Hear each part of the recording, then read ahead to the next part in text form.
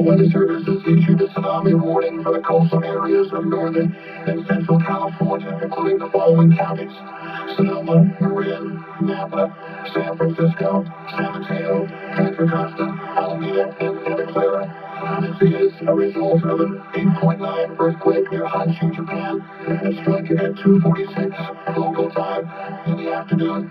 In Japan, if a tsunami wave is generated, it is expected to arrive in San Francisco at the mouth of San Francisco Bay at 8:08 a.m. this morning.